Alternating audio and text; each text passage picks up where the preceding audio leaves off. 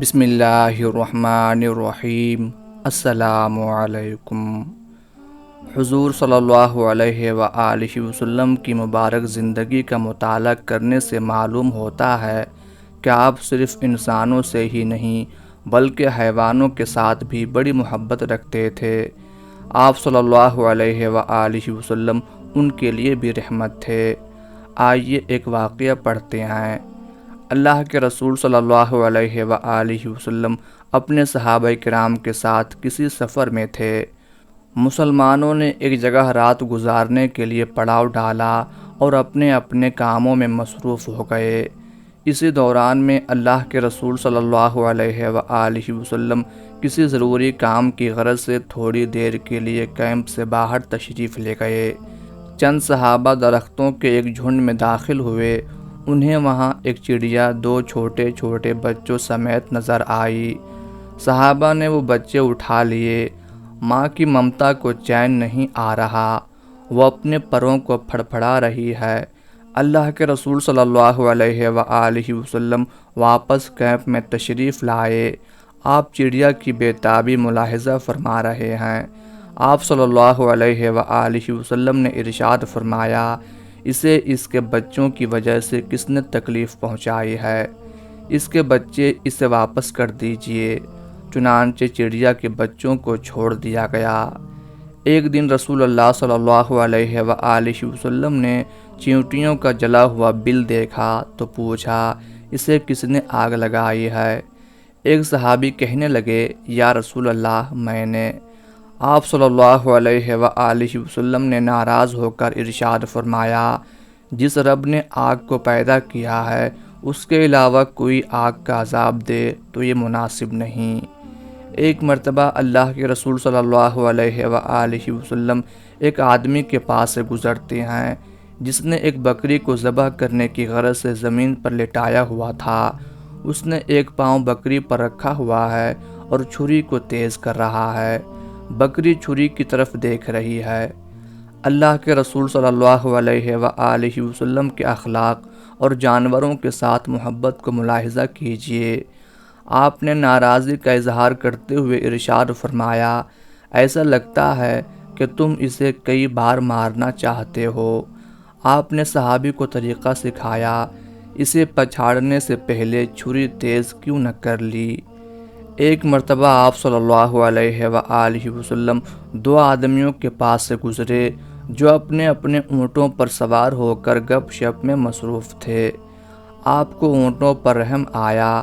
آپ نے سواریوں کو کرسیاں بنا کر ان پر بیٹھ کر گپ شپ لگانے سے منع فرما دیا۔ ارشاد ہوا، خبردار، اپنے جانوروں کی پشتوں کو ممبر بنا کر ان پر بیٹھ نہ جایا کرو۔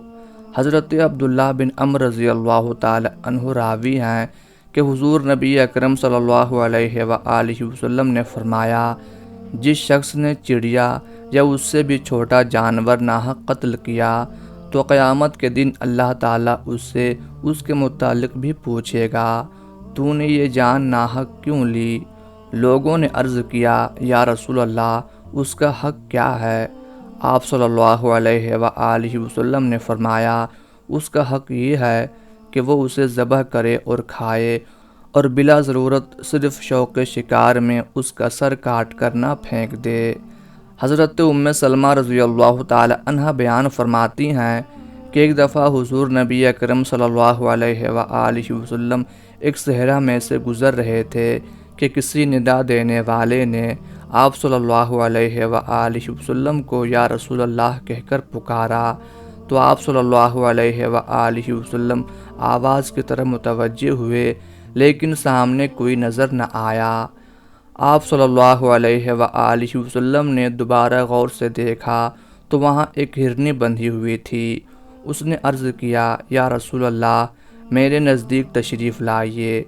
پس آپ صلی اللہ علیہ وآلہ وسلم اس کے قریب ہوئے اور اس سے پوچھا، تمہاری کیا حاجت ہے؟ اس نے عرض کیا، اس پہاڑ میں میرے دو نومولود بچے ہیں، پس آپ مجھے آزاد کر دیجئے کہ میں انہیں دودھ پلا کر آپ کے پاس واپس لوٹ آؤں گی۔ آپ صلی اللہ علیہ وآلہ وسلم نے پوچھا، کیا تم ایسا ہی کرو گی؟ اس نے عرض کیا اگر میں ایسا نہ کروں تو اللہ تعالیٰ مجھے سخت عذاب دے۔ بس آپ صلی اللہ علیہ وآلہ وسلم نے اسے آزاد کر دیا۔ وہ گئی، اس نے اپنے بچوں کو دودھ پلایا اور پھر لوٹ آئی۔ آپ صلی اللہ علیہ وآلہ وسلم نے اسے دوبارہ باندھ دیا۔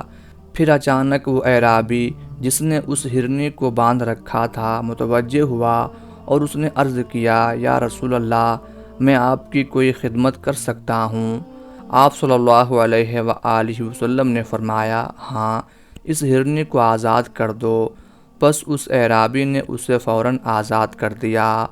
وہ وہاں سے دوڑتی ہوئی نکلی اور وہ یہ کہتی جا رہی تھی، میں گواہی دیتی ہوں کہ اللہ تعالیٰ کے سوا کوئی معبود نہیں اور بے شک آپ اللہ تعالیٰ کے رسول ہیں۔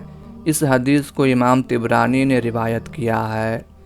اللہ کے رسول صلی اللہ علیہ وآلہ وسلم جب مدینہ منورہ تشریف لائے تو جمعہ کا خطبہ دیتے ہوئے آپ کھجور کے ایک تنے سے ٹیک لگایا کرتے تھے۔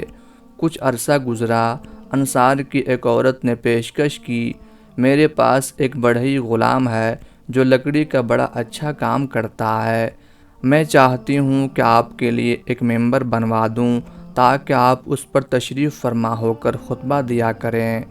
آپ صلی اللہ علیہ وآلہ وسلم نے فرمایا اگر تم چاہتی ہو تو ٹھیک ہے۔ اس انصاری عورت نے اپنے بڑھئی غلام سے کہہ کر لکڑی کا ایک ممبر بنوا دیا جسے محراب کے ساتھ رکھ دیا گیا۔ جب جمعہ کا مبارک دن آیا تو آپ صلی اللہ علیہ وآلہ وسلم ممبر پر تشریف فرما ہوئے۔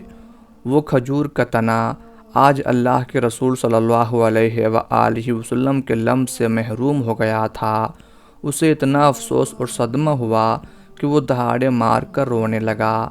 صحابی کہتے ہیں اس کی آواز یوں آ رہی تھی جس طرح بیل ڈکارتا ہے، اس کی آواز سے مسجد نبوی گونج اٹھتی ہے۔ اللہ کے رسول صلی اللہ علیہ وآلہ وسلم ممبر سے نیچے اترتے ہیں، کھجور کے اس تنے کے ساتھ لپٹ جاتے ہیں، اسے پیار کرتے ہیں، اسے چمکارتے ہیں تو وہ آہستہ آہستہ چپ ہو جاتا ہے۔ پیارے دوستو، یہ اللہ کے رسول صلی اللہ علیہ وآلہ وسلم کا معجزہ تھا کہ جمادات بھی آپ کے ساتھ محبت کرتے تھے۔ کھجور کا تنا اب اس بچے کی طرح بلکنے لگا جسے تھپکی دے کر چپ کرایا جاتا ہے۔ آہستہ آہستہ کھجور کا تنا خاموش ہوتا چلا گیا۔ اللہ کے رسول صلی اللہ علیہ وآلہ وسلم نے صحابہ کرام سے ارشاد فرمایا، اس ذات کی قسم جس کے ہاتھ میں میری جان ہے، اگر میں اس سے نہ لپٹتا تو یہ قیامت تک اسی طرح روتا رہتا۔